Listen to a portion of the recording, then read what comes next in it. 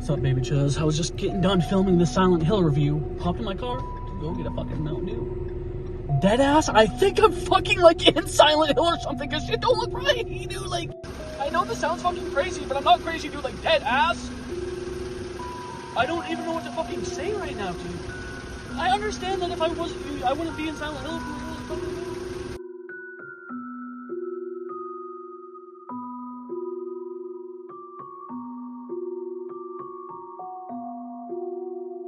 What the fucking shit?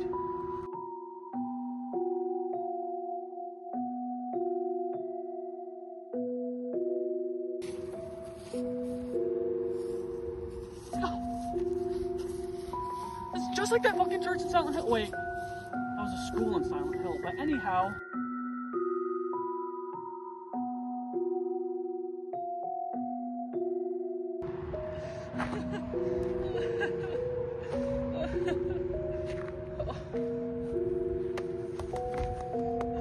Hey, Chuz. I just realized I'm not stuck in Silent Hill. I just looked at the weather forecast and it says it was foggy as fuck out. I'm coming home. I'm coming home. It is very seldom at the Drifthead Dread when we come across a movie that we feel utterly indifferent to. I'm your host. Underneath this shirt, I'm wearing a Shrek t-shirt. Dill. We're talking about Silent Hill from 2006 and then Silent Hill Revelations Part 2 from 2012. Let's dive into the eerie, macabre chaos, and let's find out exactly what I think about this little two-piece combo, as is. As is. The movie starts with Rose and her husband Christopher on the fritz because their adopted daughter Sharon escaped the house in the middle of the night. She just fled one night and they're scrambling. They're like, oh God, where did she go? We gotta find her. And from here we find out essentially, yes, she is an adopted daughter. She came from the town of Silent Hill, but they know very little about her upbringing, and they've had her since she was a baby. So the fact that all this weird stuff starts occurring so late into her life, they're very perplexed. They're very uneased by this because, you know, I mean, imagine having a kid your entire life, and then all of a sudden some crazy supernatural shit start happening. You know, the mom, Rose, she's doing some deep diving, some uncovering, finding out about Silent Hill, about the orphanage, about the hauntings that go around, about the fire that occurred, and mystery is shrouded, and she's trying to unveil that. And her husband, Christopher, played by Sean Bean, Eddard Stark himself, is like, yo, shorty, I love you, but I love our kid as much as I love you. It's like, who says that as a dad? Like, I understand you were with your wife for a long time and this kid is adopted, but it's like, you don't say, I actually love our kid as much as I love you. Like, you love them equally or you don't, bro. Like, that is your kid. And I feel like the father's struggling having a connection with his kid, and he loves his wife. And the wife will do anything for this child. So she's like, you know what? Fuck it, dude. I'm going to Silent Hill. Oh, you're like, damn, bro. She, like, hangs up the phone. She's like, I ain't talking to you, hubby. And he's like frantically trying to call her. He's like, shorty, please come back. He's like, why are you doing this to me? He's like, is she divorcing him? Is she leaving him? No, she's just secretly going to Silent Hill. They stop at this little gas station where we see this fucking shady ass cop lurking, like so rudely, so unhinged, so uncalled for. Her helmet on, she's like snooping around the car. She's like, what the hell is going on? So you start to get this weird vibe. Like, yes, they get out of the car and like the little girl's crying, Sharon is crying, but it's like, why is she so interested in this dynamic? As Rose goes into the store, she goes up to the police officer goes up to the little girl. She's like, are you okay, honey? She goes, Mommy told me not to talk to strangers. And she's like, good girl. Rose comes out of the store, and as she drives away, fucking an inch away, inconspicuous as hell, non-inconspicuous as hell, very spicuous, she just jots down the license plate number. It starts following her. And Rose is like, done saying that, I'm done playing, dude. Like, I'm getting to Silent Hill. And she's driving down the road, starts speeding. She's speeding. The cop turns on her silence. She's on her little motorbike. They're chasing and they see this fucking fenced off thing. And she crashes through the thing. And from here, we are now in Silent Hill, which she wakes up hazed. Sharon is gone from the car. And she's like, oh, wait, what went wrong? Everything's drenched in a white light, an eerie fog, a dusty perimeter. It's very ghost-like, it's very haunting, it's very terrifying. It almost seems like an afterlife of sorts. So now they are in Silent Hill and shit starts to hit the fan chaotically. We're going to do this review simple. We're going to talk about the pros and the cons. Simple, straight up. I will start off with the pros. Let's get into the decent stuff. I'm going to be real with you guys. I wasn't the biggest, I wouldn't say Silent Hill fan because I always thought it was cool, but I didn't really play the game. So I know what you guys are thinking. Oh, another movie critic coming in and running his little fucking mouth about a video game when he knows nothing about it. Stick to your popcorn, fatty. I have one response to that.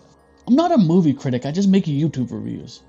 And I like to talk about freaky shit sometimes. I'm sorry I didn't play the games, I was broke, I didn't have the console. But from what I understand, it seemed like Christopher Gaines, the man who directed this, had a keen eye and a obsession with this game. I guess he even for 5 years tried to get the rights to it and finally did a little video vlog to Konami or the studio that did it. And he's like, please, I'm obsessed with it, this is my passion, this is my idea. And they greenlit it. They're like, alright, you seem to have a passion for this movie, do it.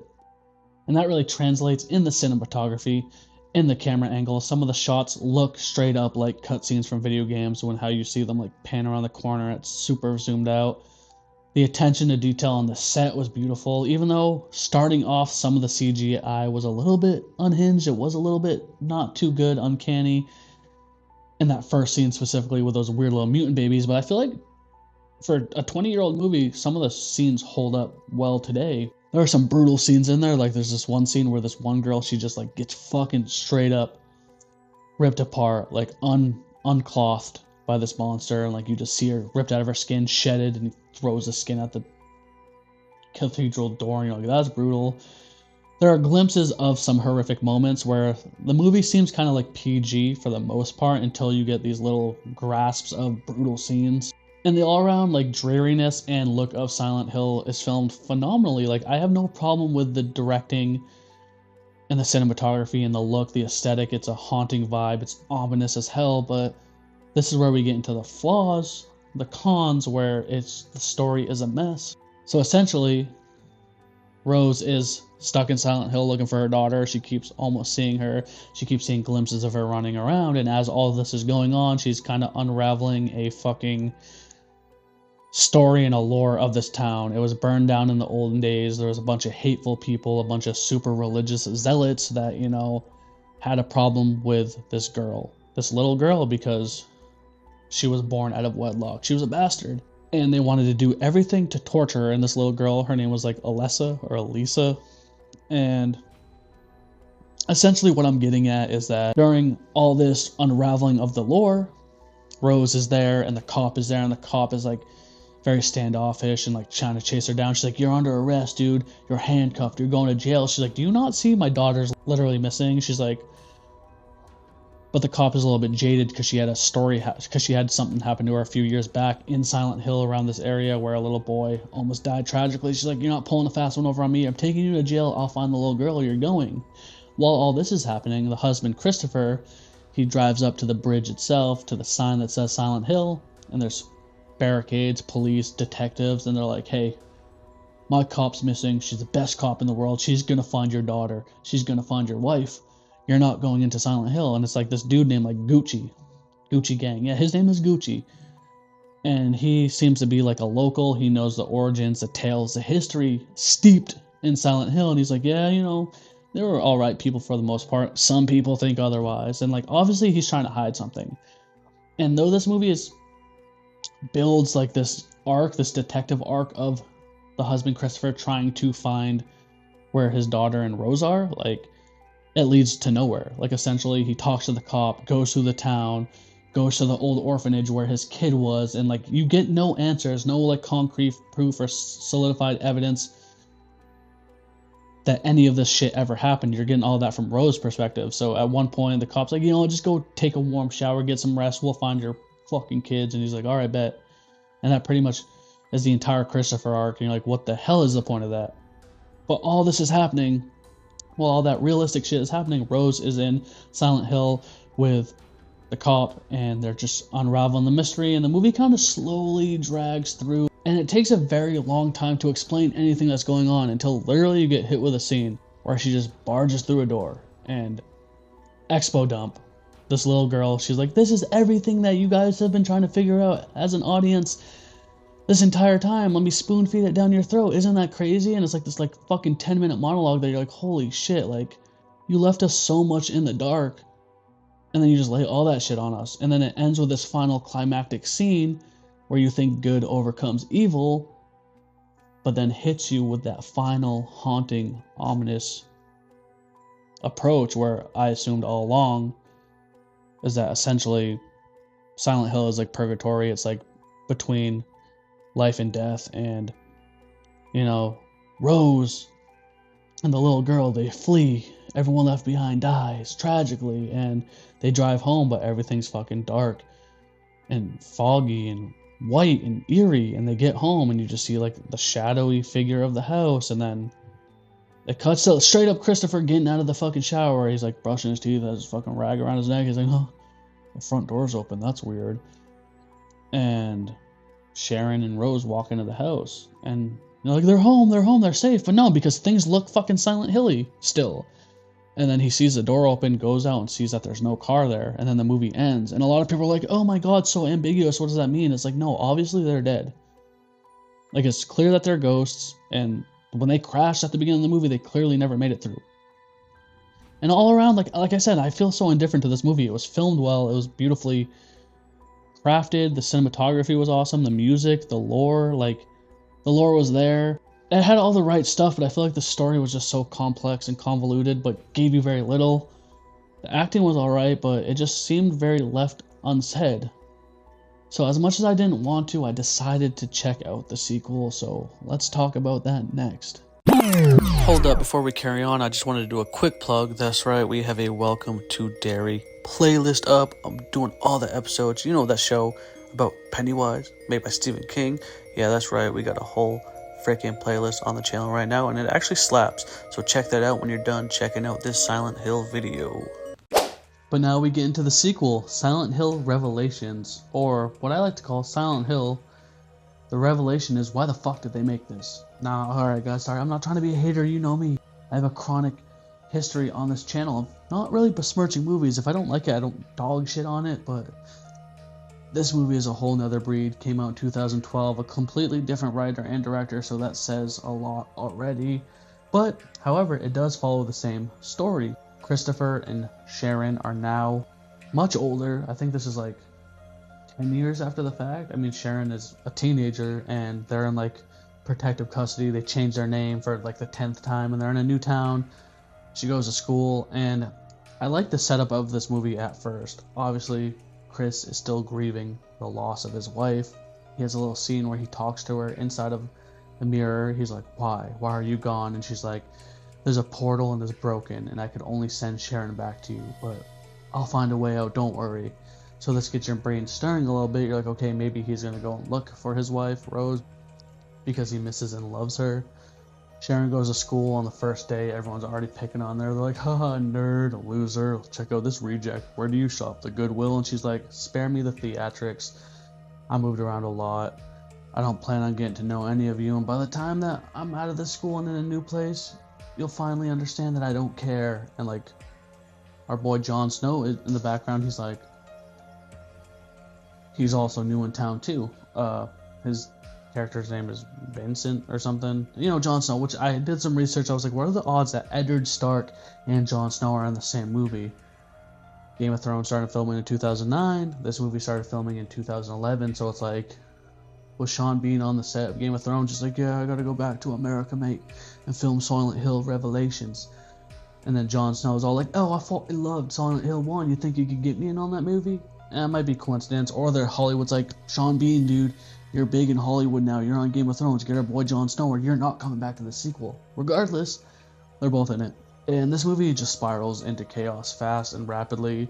And again, I started to like it. There's like this private investigator following Sharon around this whole time. She now goes by Heather, so everyone's calling her Heather. She calls her dad up. She's like, this dude's following me. He's like, alright, I'll be there. Meet me at the mall. We're gonna figure this out once and for all. And all of a sudden he gets kidnapped by something mysterious. And then in the mall, she keeps having these weird hallucinations. She has an interaction with a private investigator, and he's like, there are people looking for you. And he gets murked off fast by an evil creature, and it solidifies to her that she isn't going crazy. Runs out of the mall. Vincent Jon Snow is there again. I'm just gonna call him Jon Snow because I think his name is Vincent and I'm not positive. And he's like, "Let me help you, please." And they get on the road. They go to her house. Written in blood on the wall, it says, "Go to Silent Hill." And she's like, "What the hell is this place? What is that?" Because we know, because we watched the whole first movie, we know she's Sharon / Alessa. She doesn't know. And she picks up on it pretty quick as they're driving, and the story just unfolds rapidly. The trajectory is insane from there. They're in the car, and they get to a hotel, and Jon Snow is like, "Dude, I don't think I could fucking allow you to do this." And she's like, "Why?" He goes, "Because I'm a child of the Order. I'm a child of the bad people that have been hunting you down, and I was sent here to spy on you, but I like you a lot. I've known you for 8 hours, but I fuck with you." And you're like, "Dude, okay." And, Jon Snow ends up getting taken away, and she gets dragged into Silent Hill, and along the lines of the first movie, but less shot well, she's just stumbling around. You see creepy stuff, some cool practical effects, some haunting things like just jump scares and like creepy images, but nothing comes from it. Random characters talking to her like this weird shit about like her prophecy that you're kind of piecing together. And the worst part is the look of Silent Hill. Like the fog looks fake, and like it has like CGI ashes falling. Like at least in the first one it looked cinematic and fucking beautiful. This one is like, dude, this looks worse than a video game. And during the course of this, Alyssa's trying to find her dad, or Sharon's trying to find her dad. She bumps back into Jon Snow again. He's like, "I can help you find your dad if you save me, please." He's tied up to like this hospital chair. He's like, "Please save me, I'll take you there." And she's like, "All right, fine." Unties him. They end up in this weird carnival thing. And fucking, he's like, "I'll be the diversion. You go find your dad." And he fucking kisses her. Passionately kisses her. And he's like, "All right, take care." It's like, dude, you went from being a stranger to the child of the New Order to being in love with her rapidly, fast. Like, it's a product of its time. It's a 2012 movie. I get it. I ain't judging it, but it's like, holy shit, that makes no sense. And the movie all accumulates into the final scene. We get Pyramid Head finally, once again, which it makes more sense. I didn't mention him in the first movie review because there was no point to, because he just wanders around a couple times. You're like, that's a cool looking figure. Nothing happens. And this one, we see that he's sort of like a protector of Alessa / Sharon, and Sharon does have one interaction with Alessa on this very shittily CGI'd merry-go-round scene that's on fire, and she's like, "I created you. I am your mother. I am your daughter. I am you. I am every version of you." Pretty much, Alessa was tormented for so long for being born out of wedlock.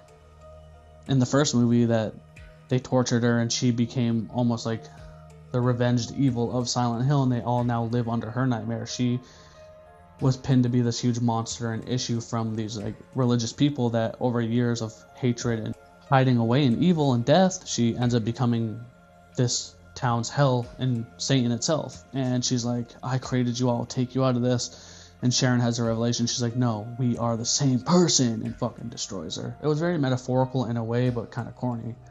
This all leads up to her finding her dad, and he's chained up to some chains.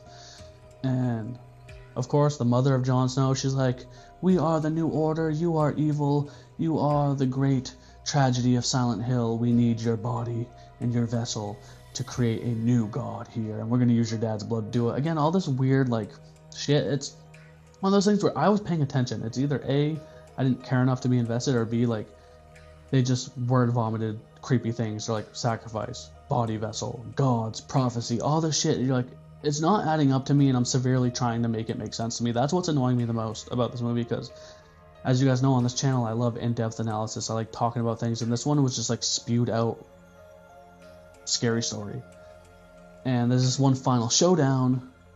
The good prevails once again, and as they go to leave, Chris fucking hugs his daughter, and he's like, we get that confirmation all along. He goes, "You were everything I could ever dreamed of. I love you more than anything. You're my favorite person in the world." You're like, oh, cool, because in the first movie you couldn't fuck with your kid at all. But then he's like, "I promised your mom I'd make you safe. Now you're safe, so I'm going to stay in Silent Hill and wander around and roam until I find her." And Sharon goes, "Okay, cool, bet." She's like, "Okay, Dad, yeah, you stay in Silent Hill with no resources, nothing, no money, no place to stay. This weird abandoned creepy ghost town, you do that, you find Mom. I'm going to go live happily ever after with Jon Snow." And that's what she does.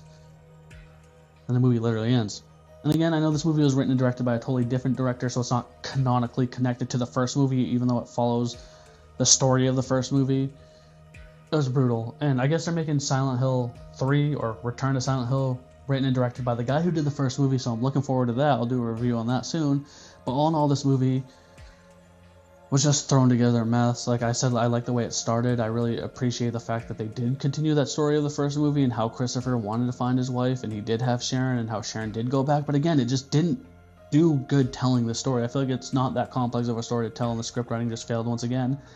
And it wasn't able to rely on the cinematography and the aesthetic that the first one did, because the cinematography was worse. The graphic, like the CGI was a lot worse. There were some good practical effects, and the music score was horrific. Like that scene when they're on the merry-go-round, you're like, this is not climactic at all. It sucks. But all in all, what do I think of the two movies as a whole? As a whole, I felt like it was fine. And I'm not trying to be a hater. Like, I really always want to find a positive impact to say about movies, because people spend millions of dollars and a lot of time making them. I want to find like a theme that I can talk about. But for the most part, I'm not huge on the video games. I don't know the lore of it, but from as a casual viewer of this franchise, I say it is a spooky, fun concept with a lot of horrific monsters and a lot of brutality in it, but with all that deep-rooted horror and lore from the games, the story and the investment in Sharon and her dad and her mother and the reasoning behind it all is very hollow. And it sucks, because I feel like it could have been great, and hopefully the new one will be great. But alright guys, thank you so much for watching. I hope you enjoyed this video. Comment down below, let me know what you thought. Please subscribe, give me a thumber, hit that ding button, or else you telling you, hey, it's me, I'm here, and I'm gonna say it one time for the one time and two time for the O's. Give me a hell yeah for horror.